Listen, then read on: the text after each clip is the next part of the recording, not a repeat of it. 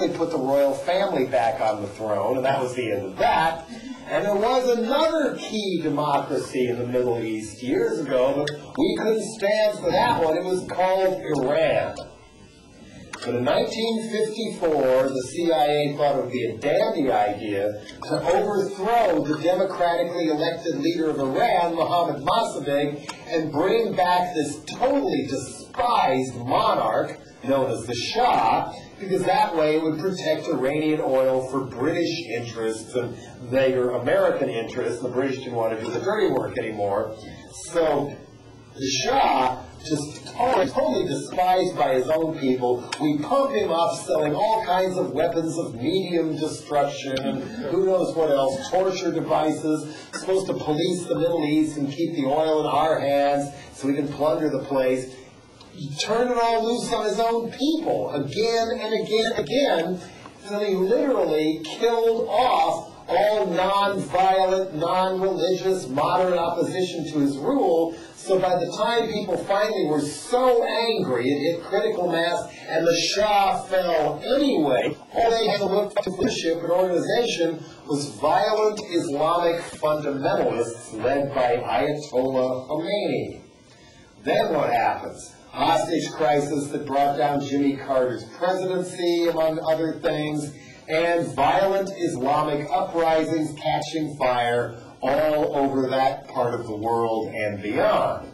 I wonder how much of this mess we would be in today if we left the Iranian people alone in the 1950s and let them elect their own leaders. Yeah, they don't want democracy over there. Plus, check this out. There's a magazine kind of like the Walrus in some ways in the United States called Harper's.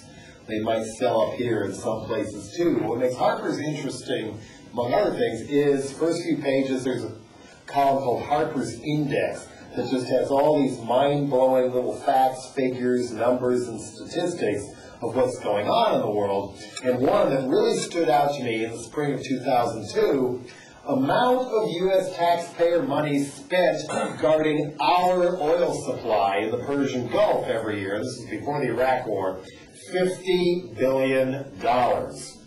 Value of the crude we actually consume that's from the Persian Gulf, $19 billion. What is wrong with this picture? Especially when the whole time we were telling everybody else to not buy any of Saddam Hussein's oil and put the sanctions in place. We were buying 2/3 of his oil. And the only reason he could pump it out of the ground after the Gulf War was he hired a company out of Texas, paid him $28 billion to put all his oil infrastructure back together, a company you may have heard of called Halliburton, run by a guy named Dick Cheney. Yeah. But what I really think this boils down to, it's not the Freemasons, it's not the Illuminati, it's not the Bilderbergers or even Axl Rose, it is the curse of the wolf man. How dare you snort at me? Perhaps I should explain the curse of the wolf man. Then it will make sense. Okay. Nice timing on the snort, I must say. Anyway, 1991, Daddy Bush is president. He commissioned a Pentagon study called the National Security Guideline. Its authors were Paul Wolfowitz, a chicken hawk, and Louis Libby, another chicken hawk who goes by the nickname of Scooter. And don't give this away.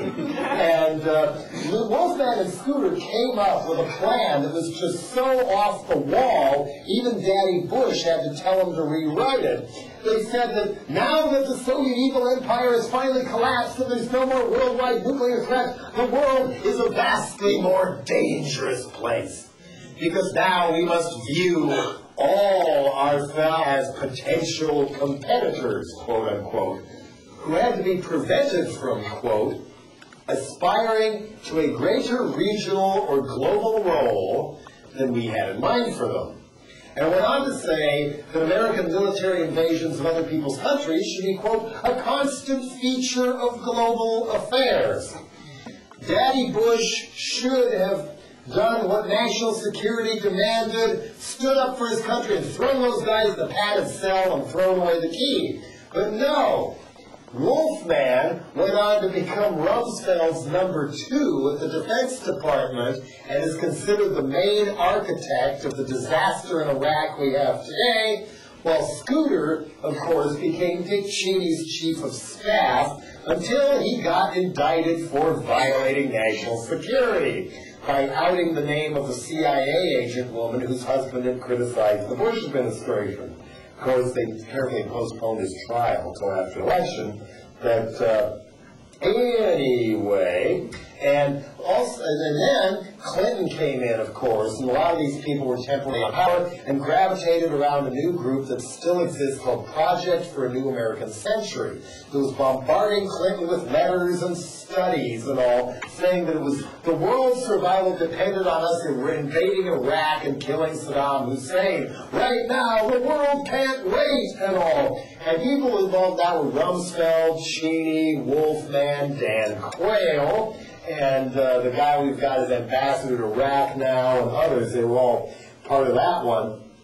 And they also went on to say that we should get rid of all United Nations peacekeeping missions and replace everyone all over the world with American troops. Why? Because we're an asshole! We're an asshole! We're the only superpower left. It's about time we started acting like one, don't you think? I mean, Rumsfeld even looks like that character in Pinky and the Brain who wants to take over the world. Basically what they were saying, and they even said right in their own text, well, the only thing we need to get people to back this would be a new Pearl Harbor. And Wolfman and Scooter's little report had an important cheerleader at the time, a general by the name of Colin Powell, who testified before Congress. He thought it was a great idea because, quote, I want to be the bully on the block.